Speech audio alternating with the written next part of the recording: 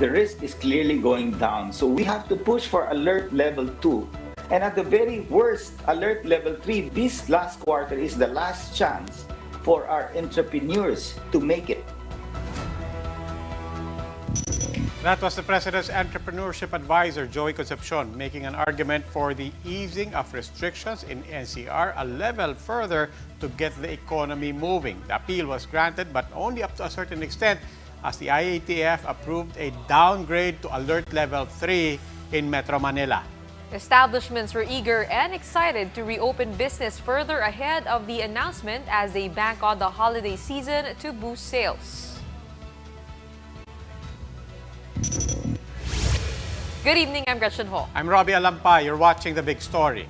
Let's start with the IATF announcing that Metro Manila will be placed under Alert Level 3 that's starting this weekend. Prior to that, business groups are pushing to ease the status further to Alert Level 2. Dale De Vera with The Big Story. More people are flocking to malls as the Christmas season approaches. At this mall in Mandaluyong City, shoppers have different views about going out during the pandemic. Yes, we feel safe now that there are more people in the mall. Or under this situation, at least the alert level ano ba tayo ngayon, where they can accommodate people in the restaurants. At least hindi naman suppress yung business. The mall management has assured the government that they are ready for a more relaxed Alert Level 3 status. We are very prepared to get out to accept more customers. In terms of safety protocol, we have our safety managers going around the mall all the time. Presidential Advisor for Entrepreneurship Joey Concepcion has been pushing for Metro Manila to be placed under Alert Level 2. Concepcion explains that many businesses are already having a hard time staying afloat. We can very well see that there is a downward trend. Now, we have to take some risks. We don't want to wipe out most of the fourth quarter, and many of these business establishments need to pay the 13-month pay. They have many obligations. Most businesses agree with this. Resto PH President Eric Teng said that even big companies are already bearing the brunt of strict quarantine restrictions. We must start going down that alert level to 3 and hopefully 2. We must trust the vaccinated. We must let them out. Let's give them more freedom to revive our economy again.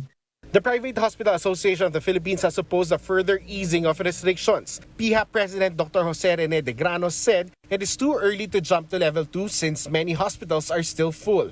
Pwedeng mag-cause yan again ng surge, ng increase again ng ating mga active cases. De Grano believes that Filipinos can still look forward to a better holiday this year as Alert Level 2 may be imposed by December. For News 5, Dale De Vera, we are One News. To share with us insights on these proposals, we have with us NTF COVID-19 Special Advisor Dr. Ted Herbosa. Dr. Herbosa, welcome once again to The Big Story. Good evening, Robbie. Good evening, and thank you for having me. I'll admit, Doc, on the one hand, we were hoping for a downgrade. On the other hand, I'll be honest, hindi ko alam kung ano yung difference ng Alert Level 4 sa Alert Level 3. Could you remind us what exactly changes? Well, Alert Level 3, several restrictions are lifted. Number one is there is more capacity for the dine-in, which has gone up to about 30% for dine-in activities. They have now allowed recreational activities and tourist destinations to open at 50% or 30% capacity. They have also allowed the religious activities to actually come in. So this will start on Saturday, October 16, up to October 31. So this release of restrictions is brought about by the continuous decline in our cases, the lowering of our reproductive number, and the decrease in the healthcare utilization rate. And of course, the very high vaccination rate capacity here in Metro Manila, where it's almost 79% fully vaccinated. Well, Doc, ay tutungtong pa lang tayo sa Alert Level 3. Is it too early to be hearing about, okay lang tayo mag-Alert Level 2? Well, the usual period is 2 weeks, right? So after October 31 or before October 31, we will get to see how the release of restrictions will affect the number of cases. If the number of cases increase and we end up with more COVID cases in the hospital, I think we will stay in level 3 or even lift to a higher. But if they continue to decline, the cases go down and less, and there will be more hospital beds open, I think we can proceed to alert level 2. What if they don't go down or they stay flat or they don't stay flat? What if they actually go up? Do we actually consider reversing alert level 3? Well, we don't reverse immediately because our hospital utilization is really the critical factor. Once your hospitals are full, you have to lift stricter restrictions. But if the hospital capacity is there and if people do get positive, because we're mostly vaccinated, I am seeing that even if people get infected with higher mobility, the cases would be mild and would not require hospitalization. So that's the hope. That's the hope that I think will help us bring us through alert level 3. Okay, maraming salamat po, Dr. Ted Herbosa. He's NTF COVID-19 Special Advisor. These are the other big stories tonight. Severe tropical storm Maring may have left the country, but the tropical cyclone managed to leave devastating impact to life and livelihood. Manila Mayor Isko Moreno clarifies no intent to forget the horrors under martial law as he addresses his supposed leaning towards the Marcoses. His camp insists he's not a Duterte 2.0. Transport groups are appealing for an increase in fares as fuel prices continue to climb. However, the Transportation Department isn't too keen on giving one. These big stories after the break.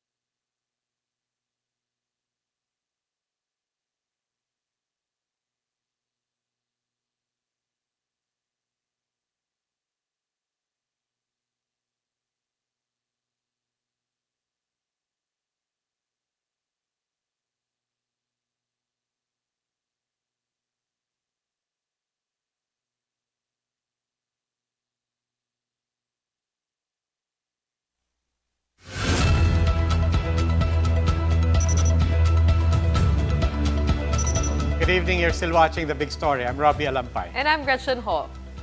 In Baguio City, authorities have already found the bodies of 2 miners who died in a landslide triggered by severe tropical storm Maring.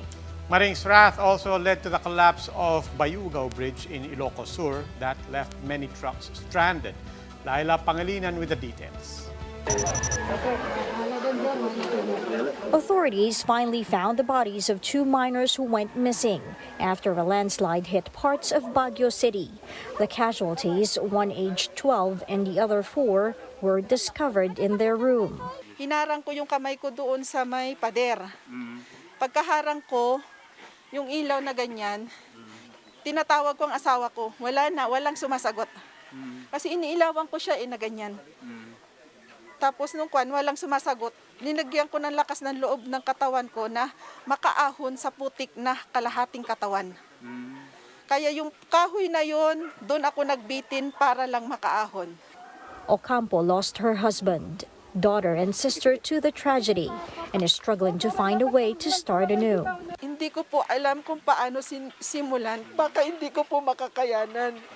The death toll from severe tropical storm Maring in the Cordillera region is now 8.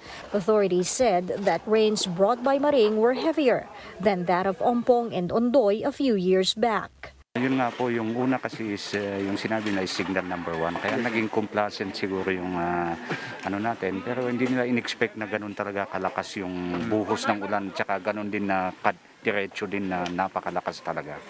Various forms of assistance to the affected families in Benguet are now on the way. Over in Santa Cruz, Ilocos Sur, 2 panels of the Bayugao Bridge collapsed due to strong winds and river currents. This caused a number of trucks and trailers to be left stranded. Jomar, whose truck is carrying perishable goods, couldn't hide his frustration. Stranded na ma'am eh. Kagabi pa kami dito. Di na may deliver ma'am eh. The entire roof of this gas station fell on 2 parked vehicles in Santa Lucia. The region's agriculture was also badly affected. Palays in rice fields are either submerged in floods or afloat in the mud. Farmers estimate around 10 to 20,000 pesos in losses per rice field. Wala nang magawa po ma'am. Yung mga ano na lang po ma'am. Yung pwede, ibibilad na lang po ma'am na yun na lang po ang ibinta. Residents spent the whole day cleaning their mud-covered yards and are poised to keep doing so in the coming days. Waist level to story level floods inundated most of their houses. Arlene was still in shock with what she just witnessed. Ginawa namin ng anak ko, inasok namin yung mga aso namin sa loob, pinabayaan na namin doon ma'am, lumalangoy na sila, pati kami ng anak ko lumalangoy na. Most of Ilocos Sur still have no power supply, and only a few residents were able to purchase generators. For News 5, Laila Pangilinan, We Are One News. Typhoon Maring also wreaked havoc on the country's major farmlands, affecting current vegetable prices. Shaila Francisco has this story. Joy went to Kalayaan Talipapa Market to buy ingredients for pancit bihon she plans to cook for her son's birthday today. But she was surprised to find out that prices of some vegetables have increased. Imbis na kompleto yung gulay, yung tama na lang na mabibili. Based on the Agriculture Department's monitoring, prices of highland vegetables are up by 10 to 30 pesos per kilo from yesterday due to severe tropical storm Maring. In Kalayaan Talipapa Market, prices of cauliflower and broccoli are also up by 30 to 50 pesos a kilo. This has affected sales of vegetable retailers who are also complaining. Maliit po siya yung quality ng repolyo, like mga Baguio Pets, gulay na Baguio. Tapos di siya maganda, tapos naapektuhan po yung mga customer namin. As of 7 p.m. yesterday, damage to agriculture due to severe tropical storm Maring has reached almost 448 million pesos. Affected commodities include rice, corn, high-value crops and livestock in Cagayan Valley, Ilocos Region, and Cordillera Administrative Region. Retailers are now expecting prices to continue climbing in the coming days. For its part, the DA expects prices to normalize after a month. Depende pa rin yan sa damage. Meron tayong gulay na mabilis naman kasing tumubo, di ba? So in other words, makaka-recover yan kaagad. The DA is now talking to suppliers from northern Mindanao for alternative sources of highland vegetables. For now, customers with limited budget are advised to buy bundles composed of mixed highland vegetables priced at 25 to 30 pesos. Shaila Francisco, We Are One News. The Transportation Department has opposed renewed calls by transport groups for a fare increase for jeepneys. On Wednesday, transport groups filed a formal petition at the LTFRB office seeking an increase in the minimum jeepney fare from 9 pesos to 12 pesos. The groups noted rising fuel costs. Transport Secretary Arthur Tugade, however, rejected the fare hike in consideration of commuters. The House Committee on Transportation is looking to address the plight of PUV drivers while also protecting the commuting public. House Panel Chairman Edgar Sarmiento said they are looking to push for fuel and cash subsidies for drivers affected by the price increases. Considering po lahat ng binigay na natin na tulong po, alam kong dihadong-dihado pa rin po sila. Hindi po natin mabibigay lahat. But I think we can do something about addressing this habang na pinakikinggan pa bang budget doon sa Senado, baka mahapol pa po natin. The Health Department began their catch-up routine immunization today in an elementary school in Caloocan. The program involves vaccinations against common childhood diseases like diphtheria, hepatitis, and polio. DOH data shows that only 65% of children have taken their pediatric shots last year. That's 3.9% lower than 2019. The target is to vaccinate 5 million children by the end of the year and prevent the threat of outbreaks. We have to reach 95% hanggang December. So, yun, para ma-reach yung talagang herd immunity among the children at nang hindi nga ho tayo magkaroon ng outbreak naman na kasabay pa ng COVID-19. Time for another quick break. When we return, Manila Mayor Isko Moreno clarifies his stance over martial law and his supposed leaning towards the Marcoses. Moreno insists the need to heal as a nation without forgetting the past. Patience is virtue and hard work beats talent indeed. A Filipina nurse sparks motivation getting her license after multiple board exam takes. Parang weird.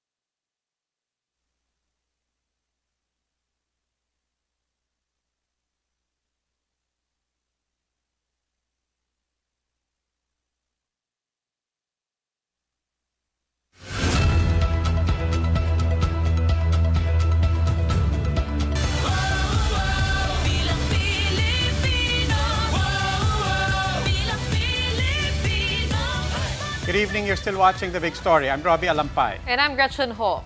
Manila Mayor and presidential aspirant Isko Moreno takes the goal to be a unifying candidate to heart. But he clarifies and insists that his call for a fresh start would not entail forgetting the sins of the past. Jen Calimon with the story.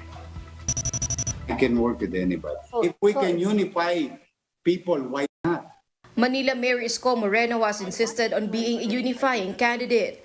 But his recent comment on Leni Robredo running to stop another Marcos president has been met with mixed reactions. His remark was construed as reducing the issue to a mere fight between the Aquinos and the Marcoses.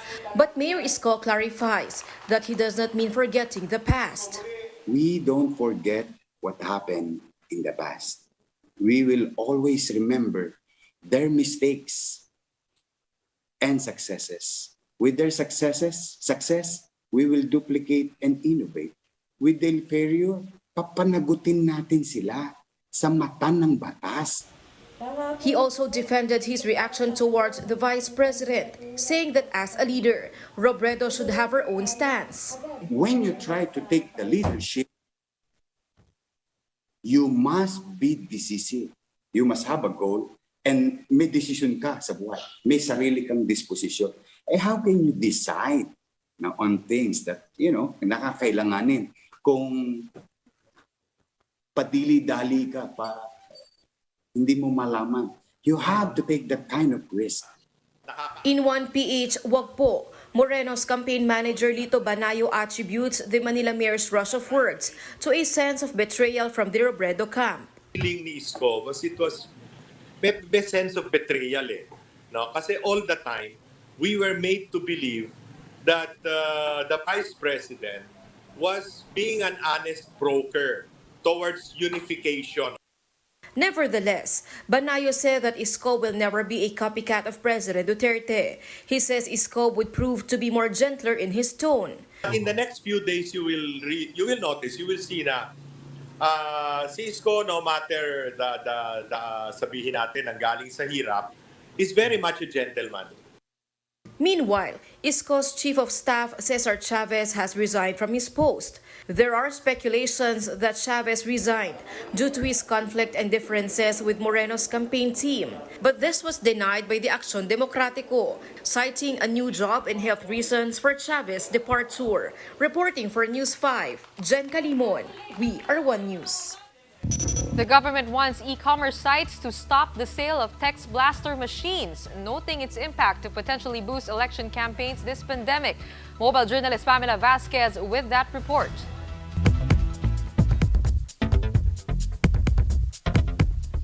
The National Telecommunications Commission has ordered Facebook, Lazada, and Shopee to stop the sale of SMS blasting devices online, costing anywhere from 200,000 to 3 million pesos. These portable cell sites can blast up to 100,000 texts per hour within 3 to 5 kilometers.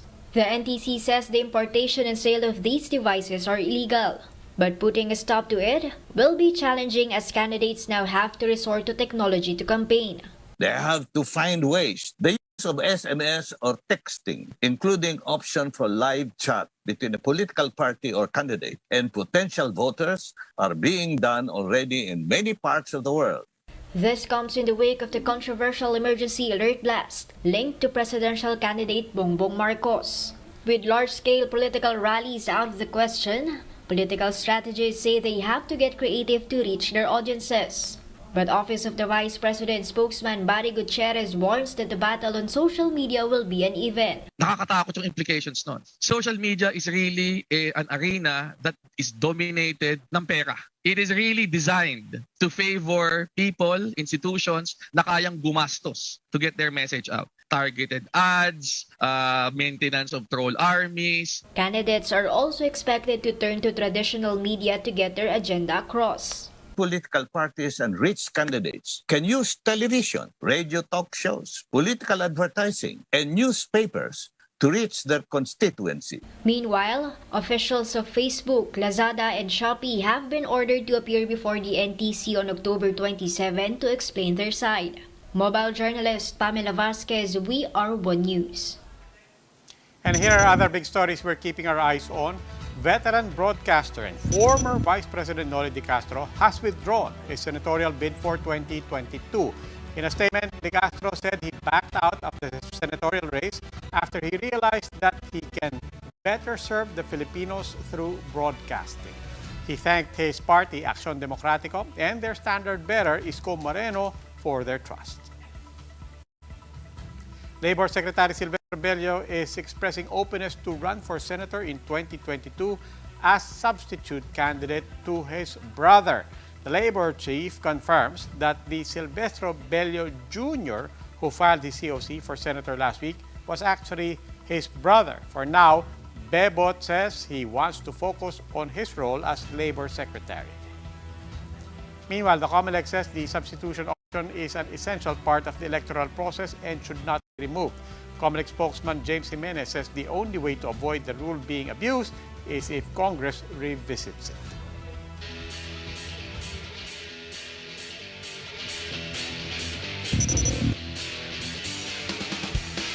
For the big story in sports, in the PBA, the Meralco Bolts stay alive in Game 5 after beating the Magnolia Hotshots 102-98. The Bolts went on a late surge, outscoring the Hotshots 20-8 to erase a 6-point deficit before holding on to force a Game 6 on Friday. Alain Maliksi and John Pinto led the Bolts with 29 and 23 points respectively to power Meralco's gritty win. In the second game, the TNT Tropang Giga came out with guns blazing to dominate the San Miguel Beermen in Game 5, 110-90. It was a balanced scoring output for TNT as 6 players scored in double digits. The win puts the Tropang Giga just one win away from advancing to the PBA Philippine Cup Finals. Filipinas truly are persevering. Take it from this woman. Passed her nursing licensure exam after 7 takes. Mobile journalist Julie Baiza gives us a front seat to the story.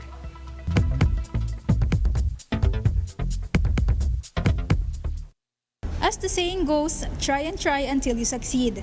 That's just what this woman did as she passed her nursing licensure exam at 7th take. The 34-year-old Ernida has been yearning for this for 8 years now since she graduated in 2013. That's why even if she has kids to worry about now, she still continued her studies. In 2015, she became a nursing aide of Hopelenia Hospital in Pagadian City. After failing the NLE 6 times, she even questioned herself if she was really fit for the job. Simula nung kabataan ko, yun talaga yung gusto ko ay maging isang lehitimong nurse. Isa pa po sa family namin, hindi po kasi kami yung may kaya. Iba rin po kasi yung marigaluhan ko ng achievement yung mismong parents ko. Because of the pandemic and upon seeing the situation in her hospital, she was motivated to take the exam again. This time, she vowed to finally get her license. Tagal kong nilaban, may ilang taon. Ano kaya, actually ma'am, nag-iisip na ako na kumuha ng another course kasi nga sabi ko baka hindi talaga siya para sa akin. Isa sa sabi ko ma'am, wala na kasi by this time kukunin ko na siya. Sa gusto at ayaw mo Lord, kukunin ko siya. Parang ganun eh. Her message to those who share the same aspirations? 6 na beses ho akong nadapa at bumangon. Isipin na lang ho natin na makukuha ho natin siya one day. Sa tulong din ho ng mga mahal natin sa buhay, gawin natin silang inspirasyon, makukuha din nila. Yun lang ma'am, huwag silang mawala ng pag-asa. Ernida's secret to success is to trust God in oneself as well as to never give up. Mobile journalist Julie Baiza, We Are One News. Ay, nakakatuwa si Nurse Ernida, no? Congratulations sa inyo. Gusto ko yung sinabi niya eh. Kahit ayaw at gusto mo, Lord, kukunin ko yan. Oo, di ba? Go nang go. Never say die. At saka ngayon, now that she's, actually, nasa front lines na siya eh. Di ba? Gusto niya lang naman lalo pang mag-ambag. Kaya talagang nandyan siya. Talagang saludo kami sa inyo, Nurse Ernida. Di ba? Kahit na hindi pa siya license, yun. Nag-aaral siya, tumatabi siya dun sa mga licensed nurses and learn the process. And finally, pumasa na rin siya sa 7th try. Meron pa bang ibang panukat ng determination, yung 7 times mo i-take? Gusto ko siya ma-meet minsan.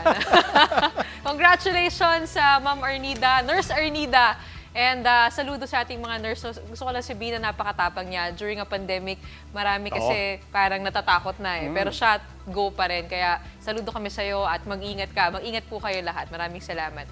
That wraps up today's big story. Catch us again tomorrow at 8 p.m. on Signal Channels 8 and 250. Please like our Facebook page, One News. For more in-depth analysis, visit our webpage, onenews.ph. Mask on. Wash hands. And stay safe, Philippines. I'm Robbie Alampay. And I'm Chun Ho. We are One News. Have a good evening.